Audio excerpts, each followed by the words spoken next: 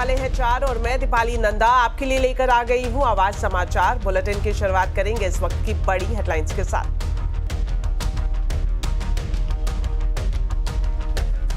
बाजार में हाहाकार, सेंसेक्स निफ्टी 1% से ज्यादा फिसल कर बंद। बीएसई के सभी सेक्टर इंडेक्स गिरावट पर बंद। मिड और स्मॉल कैप शेयर्स में भारी बिकवाली।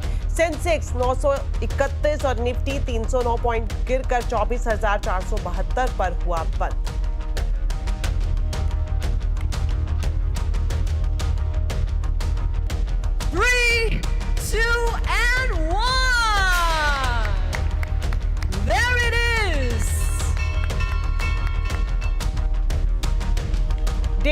डिस्काउंट के साथ हुई हुंडई मोटर की लिस्टिंग। 1960 रुपए के इशू प्राइस के मुकाबले 1934 पर लिस्टिंग। मैनेजमेंट का दावा, शहरों के साथ ग्रामीण भारत में भी कंपनी की पकड़ मजबूत।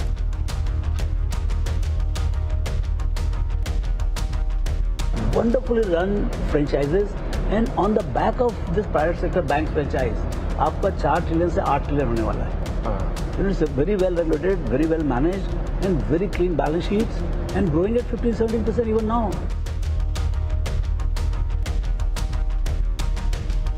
बैंकिंग सेक्टर में दिग्गज निवेशकों को दिखता है दम। सीएनबीसी आवाज के मैनेजिंग एडिटर अनुज सिंघल से खास बातचीत में रामदेव अग्रवाल, मधु केला और सुनील सिंघानिया ने एक सुर में कहा, अब असामान्य रिटर्न की उम्मीद ना करें निवेशक। लंबी अवधि में भारतीय बाजार में बनेगा अच्छा पैसा।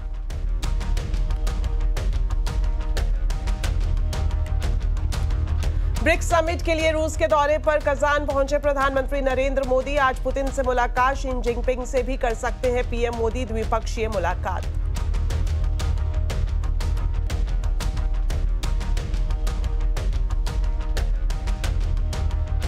चीन के साथ विश्वास बहाली की कर रहे हैं कोशिश। एलएसी एग्रीमेंट के बाद आर्मी चीफ उपेंद्र रावत का बड़ा बयान। चीनी विदेश मंत्रालय ने भी समझौते की पुष्टि की, कहा समाधान पर बनी बात, आगे उठाएंगे और कदम।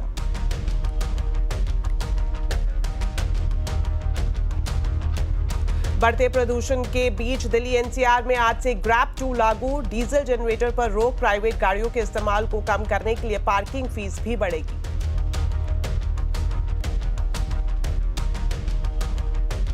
ऑनलाइन फ्रॉड रोकने के लिए बनाया जाएगा खास मैनेजमेंट सिस्टम। खाते से कैश निकालने से पहले अकाउंट ब्लॉक करने पर होगा जोर। सीएनबीसी आवाज एक्सक्लूसिव।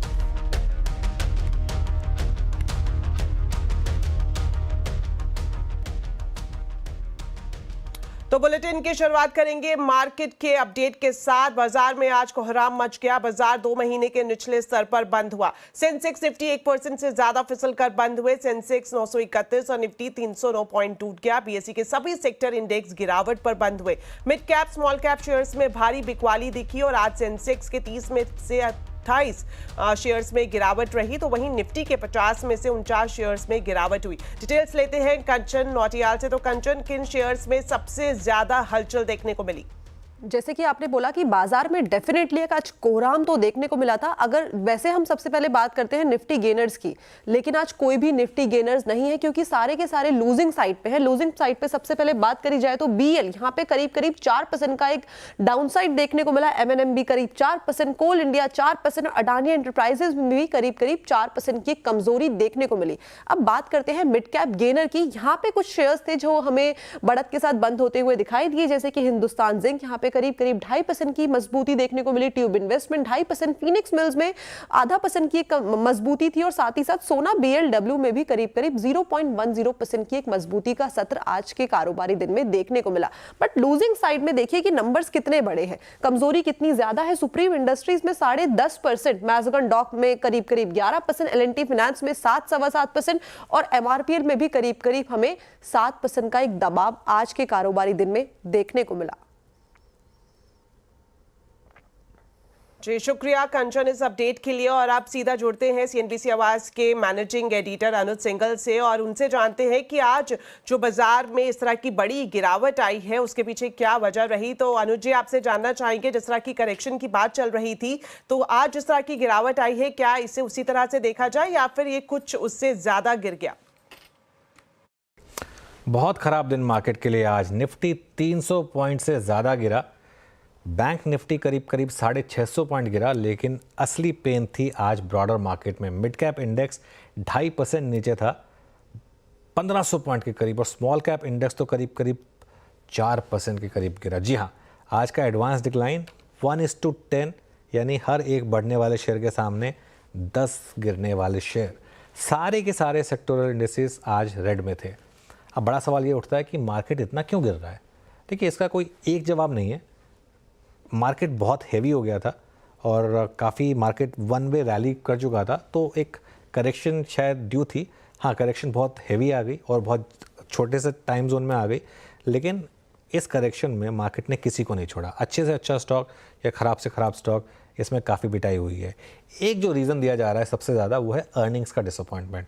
वैसे ये क्वार्टर में एक्सपेक्टेड था कि अर्निंग्स ख़राब आएंगी, लेकिन इतनी ख़राब आएंगी शायद किसी ने नहीं सोचा था, या फिर वो एक बहाना बन गया मार्केट के लिए। मार्केट को शायद एक करेक्शन के लिए बहाना चाहिए था, वो करेक्शन आ गई। खैर, एनीवे, प्राइसेस का डैमेज किस तरीके का रहा है ये आप समझेंगे अगर आप इंडेक्स स्टॉक्स की बात करें, तो इंडेक्स स्टॉक्स में कई ऐसे स्टॉक्स हैं जो अपने हाई से 20 से 25% गिर चुके हैं, जैसे कि Adani enterprises, IndusInd bank, Tata Motors, Tata consumer, BEL। और अगर आप इंडेक्स से बाहर चले जाएंगे तो ऐसे आपको कई स्टॉक्स दिखाई देंगे जो अपने हाई से 40 से 50% से ज़्यादा गिर चुके हैं। वोडाफोन आइडिया अपने हाई से 56% के करीब गिर चुका है। येस बैंक 40% के करीब अपने हाई से करेक्ट हो चुका है स्टॉक। ओला इलेक्ट्रिक का स्टॉक अपने रीसेंट हाई से आधा हो चुका है।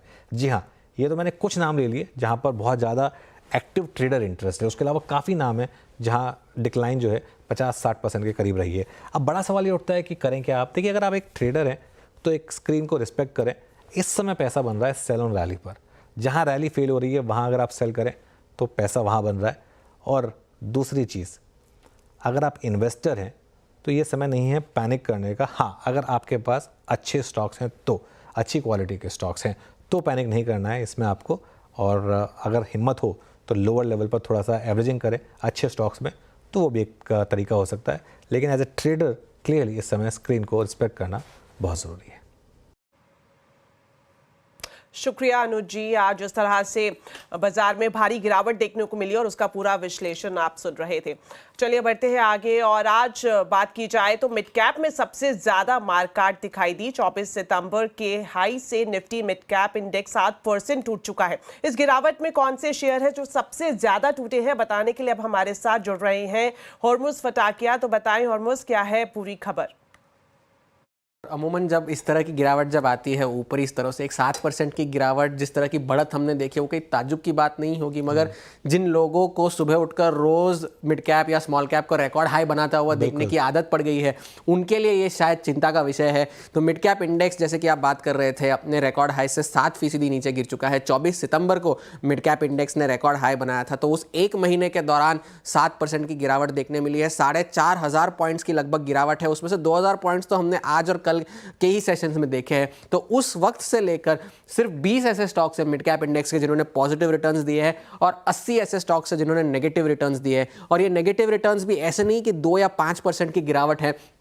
11 ऐसे स्टॉक्स हैं जिन्होंने 15% से ज़्यादा की गिरावट देखी गई है।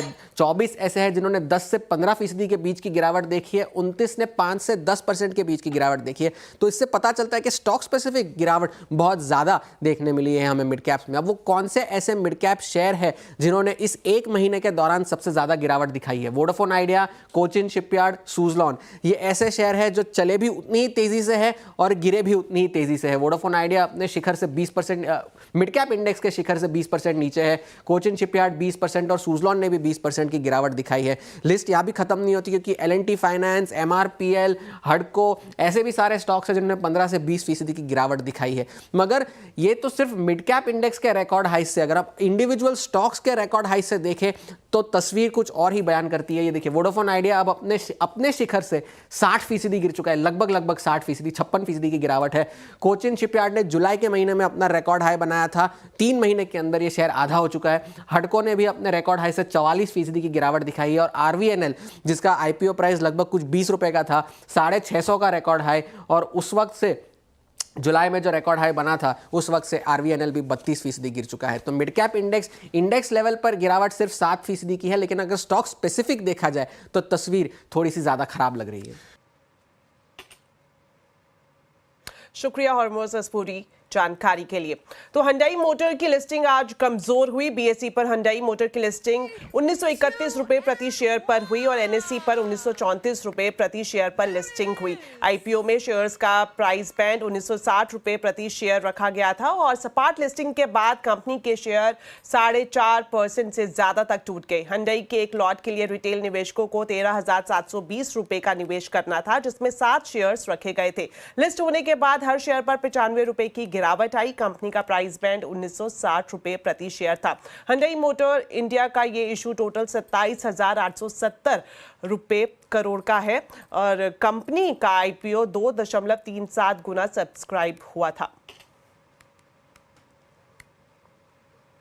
तो लिस्टिंग के बाद हुंडई मैनेजमेंट ने कहा कि शहरों के साथ ग्रामीण भारत में भी कंपनी की पकड़ मजबूत हुई है। कंपनी के सीओओ तरुण गर्ग ने कहा कि कंपनी की शानदार प्रोडक्ट लाइन और मजबूत डीलर नेटवर्क कंपनी की यूएसपी है। हम हर सेगमेंट में, आप देखिए हमारी सक्सेस क्यों रही है। एक, हमने बहुत स्ट्रांग डीलर नेटवर्क बनाया है। लगभग 40% हमारा नेटवर्क रूरल एरियाज में है। आज रूरल में भी एसयूवी कंट्रीब्यूशन हमारा अर्बन एरिया के बराबर हो गया है। आई थिंक ये एक बहुत ही सशक्त डेटा है कि 67% हमारा एसयूवी कंट्रीब्यूशन शहरों में है और 67% ही रूरल एरियाज में है। फिर दूसरा, हम सिर्फ सीमित नहीं है एसयूवीज के लिए। आज हम सेडान में बहुत स्ट्रांग हैं। हमारी वर्ना और औरा बहुत ही अच्छा प्रदर्शन कर रही है। हैचेज में देखिए i20 और नियोस बहुत अच्छा प्रदर्शन कर रही है। तो हमारी अपनी एक बहुत ही सशक्त प्रोडक्ट लाइनअप है। क्रेटा की अगर आप बात करते हैं, पिछले 5-7 साल से कंटिन्यूअसली ग्रो कर रही है। भारत के 3 सबसे सशक्त स्ट्रॉन्गेस्ट ब्रांड्स में से है। टाटा नैनो कार बनाने और जेएलआर के टेकओवर की पूरी कहानी और बिजनेस लीडरशिप का एक नया कॉन्सेप्ट जानने के लिए देखिए लीडिंग फ्रॉम द बैक के लेखक और टाटा मोटर्स के पूर्व एमडी रविकांत का एक्सक्लूसिव इंटरव्यू आज शाम 5:57 पर। तो दिवाली के मौके पर बाजार के 3 दिग्गज एमओएफएसएल के chairman Ramdev Agrawal, MK ventures के फाउंडर मधु केला और एबेकस एसेट के फाउंडर सुनील सिंघानिया ने हमारे मैनेजिंग एडिटर अनुज सिंघल से खास बातचीत की है। बाजार के तीनों दिग्गजों ने एक ही सुर में कहा है कि पिछले 3 से 4 जैसे रिटर्न की उम्मीद अभी नहीं करनी चाहिए। सालाना 14 से 15% रिटर्न की संभावना नजर आ रही है।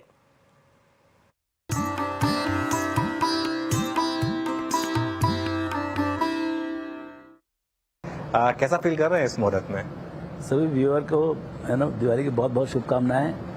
देखिए, हम तो हमेशा ही बुलिश रहते हैं। हाँ, तो मतलब 40-45 साल से बुलिश हैं, अभी भी बुलिश है। मतलब we are feeling very good. मतलब हेल्थ अच्छा है एंड वेल्थ तो अच्छा ही है, इन द सेंस दैट जो इन्वेस्टर्स हैं उनके लिए बहुत अच्छा साल रहा है। और बाजार में हमेशा ही थोड़ा ये कंफ्यूजन रहता है कि आगे क्या होगा, एक कंसर्न रहता है। तो वो चीज़ अभी भी है कि भाई राइज ऑफ चाइना, उसका इंडिया के ऊपर क्या इफेक्ट आएगा, इंडिया के खुद का वैल्यूएशन में क्या इफेक्ट आएगा, कॉर्पोरेट, तो कई इश्यूज हैं, corporate earnings, flow, demand, supply सब है। तो वही सब बात करते रहते हैं, वो बात है। लेकिन बाकी सी हमने पैसे बनाए हैं लॉन्गर टर्म में। हमने पैसे मतलब कोई स्पेकुलेशन करके या कोई एक मटका लग गया, ऐसा कुछ पैसा नहीं। पैसे बने हैं 40-50 साल की मेहनत से। तो वो जो 14-15% का जो कंपाउंडिंग है हर 5 साल में डबल का, वो अभी पिछले 5 साल में डबल हुआ है। और मुझे लगता नहीं कि अगले 5 साल, 10 साल, 15 साल में ये कहानी बदलेगी। और बहुत ज़्यादा भी नहीं बनने वाला, ये बात मेरे लगता है। ओके, वो मतलब 14-15 का 12 भी हो सकता है, 16-17 भी हो सकता है। बट आप जाएंगे आगे तो 15 के ही हिसाब रखना चाहिए। उससे ज़्यादा एक्सपेक्टेशन करना मेरे ख्याल से गलत है। और जो अभी जो क्राउड आ रहा है उसमें वो एक्सपेक्टेशन थोड़ा ज़्यादा है, ऐसा मुझे लगता है। जो बात कही रामदेव सर ने, आप कितना सहमत है उससे? आपको लगता है कि 12 से 15% से ज्यादा के एक्सपेक्टेशन इस मार्केट में नहीं रखने चाहिए? थोड़े समय में इन्वेस्टर है लास्ट 20-30 साल में, वो सब ये दौर से गुजरे हैं वेयर देयर इज यूफोरिया, जहाँ पे एक्सपेक्टेशंस बहुत बढ़ जाती है, फिर एक्सपेक्टेशंस जीरो भी हो जाती है। But ultimately what is equity returns? It is mimicking underline profit growth. आज जो कंपनियों में इन्होंने निवेश किया है, उनका जो प्रॉफिट ग्रोथ होगा अल्टीमेटली उतना ही हमारा पैसा बनेगा। दूसरी ये भी है कि आज जो हम वैल्यूएशन पे बैठे हैं वो एग्जॉर्बिटेंट नहीं है लेकिन सस्ते भी नहीं है। तो यहाँ से एक्स्ट्रा रिटर्न बनना, 12, 13, 14% से ज़्यादा रिटर्न बनना, उसका ये मतलब होगा कि पी री रेटिंग और हो सकती है, जिसकी गुंजाइश अभी बहुत ही कम लगती है। तो आई थिंक एनी इन्वेस्टर जो 20-30 साल правильно упомянули, мы провели двусторонний саммит, и благодаря нашим дискуссиям наше сотрудничество во всех областях укрепилось. एक्सेलेंसी, पिछले एक वर्ष में ब्रिक्स की सफल अध्यक्षता के लिए मैं आपको बधाई देता हूं। 15 वर्षों में ब्रिक्स ने अपनी एक विशेष पहचान बनाई है और अब विश्व के अनेक देश इससे जुड़ना चाहते हैं। कल मैं ब्रिक्स समिट में भाग लेने के लिए उत्सुक हूं। Ваше превосходительство, вы успешно руководите объединением БРИКС с начала года. За это я хотел бы вас поздравить. За последние 15 лет своего существования наше объединение БРИКС создало для себя особую личность, и сегодня многие страны мира хотят присоединиться к нашему объединению. Я с нетерпением жду наших дискуссий в рамках БРИКС завтра. एक्सेलेंसी, रूस और यूक्रेन के बीच चल रहे संघर्ष के विषय पर हम लगातार संपर्क में रहे हैं। जैसा मैंने पहले भी कहा है, हमारा मानना है कि समस्याओं का समाधान शांतिपूर्ण तरीके से ही होना चाहिए। शांति और स्थिरता की जल्द से जल्द बहाली का हम पूरी तरह समर्थन करते हैं। हमारे सभी प्रयास मानवता को प्रमुखता देते हैं। आने वाले समय में भी भारत हर संभव सहयोग देने के लिए तैयार है। एक्सेलेंसी, आज इन सभी विषयों पर विचार साझा करने का एक और महत्वपूर्ण अवसर है। एक बार फिर बहुत बहुत धन्यवाद। Ваше превосходительство, по поводу продолжающегося конфликта между Россией и Украиной мы регулярно находимся в контакте. Как я сказал и раньше, мы считаем, что проблемы должны решаться мирными способами, и мы полностью поддерживаем скорейшее установление мира и стабильности.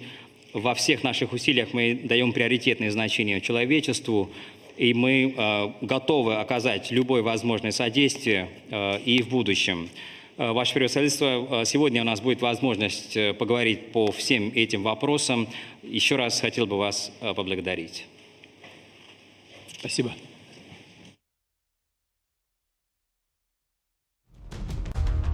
ब्रेक के बाद आपका स्वागत है और अब आपको दिखाते हैं सीएनबीसी आवाज की एक्सक्लूसिव खबर। ऑनलाइन फ्रॉड रोकने के लिए खास फ्रॉड मैनेजमेंट सिस्टम तैयार किया जा रहा है। सूत्रों से मिल रही एक्सक्लूसिव जानकारी के मुताबिक इसके तहत फ्रॉड से ट्रांसफर किए गए पैसे को निकालने से पहले ही अकाउंट को ब्लॉक करने की खास व्यवस्था की जाएगी। तो पूरी खबर जानने के लिए जुड़ते हैं वरिष्ठ सहयोगी लक्ष्मण रॉय से। तो लक्ष्मण जी, अगर ऑनलाइन फ्रॉड की बात करें तो ये एक ऐसा खतरा है जिससे आम और खास हर कोई जूझ रहा है, तो किस तरह से अब इसे रोकने या फिर खत्म करने की तैयारी की जा रही है?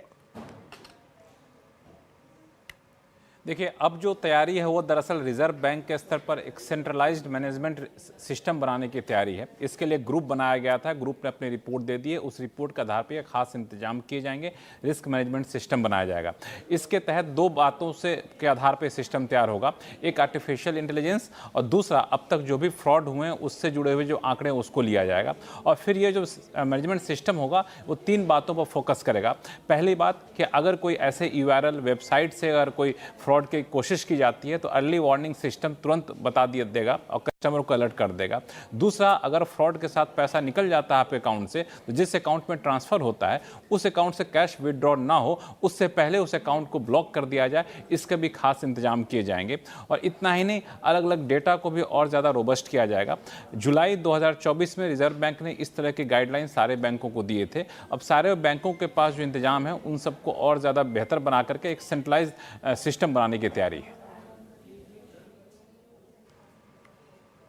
शुक्रिया लक्ष्मण जी इस पूरी जानकारी के लिए। तो चलिए, बुलेटिन में फिलहाल इतना ही। आप खबरों पर अपडेट रहें, सीएनबीसी आवाज से जुड़े रहें हमारे सोशल मीडिया हैंडल्स के जरिए। नमस्कार।